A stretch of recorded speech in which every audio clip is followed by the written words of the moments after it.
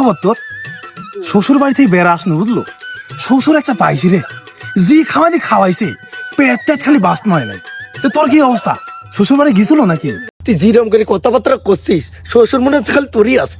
আরে আমার শ্বশুর আমার লাগে একটা আমান তামান গরু ফেরে ফেলাচ্ছে, শালা খাতেই পারেনি। লাস্টে 5-7 রান লেছি ফ্রিজে ঢুকাতেছি, শালা সারা বছর দেরি খাবো।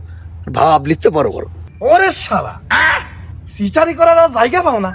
তোমার শ্বশুর আমি নিজে চোখে দেখনু ইয়া বড় একটা ব্রয়লার কিনি তোমারে খাওয়ালি, আর গরু রান তুই যাও রান। হ্যাঁ, গরুর গোস্ত খালে মুখ শুকনি হয়ে থাকে রে, ফেজলাম করার জায়গা পাও না। শালা সিটার শালা।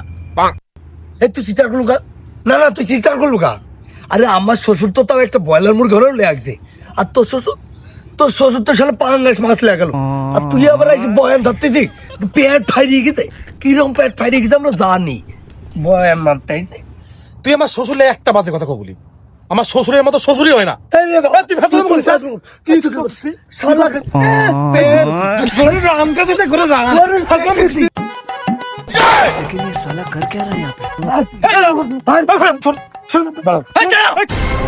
এই তোরা কি পাগল হয়ে গেছিস নাকি? এইদিকে তোরা, ওইদিকে তোর বাড়ির বইরা কি আরম্ভ করছিস? ফাজলাম আরম্ভ করছিস নাকি? বাড়ির বইরা মানে কি হয়েছে ভাই? কি হয়েছে মানে?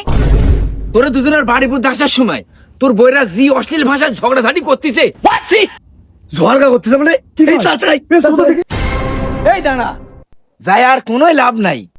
আমি যে বুঝাইছি, এতক্ষণ মনে হয় তোর বইরা মারামারি করি রক্তারক্ত হয়ে গেছে।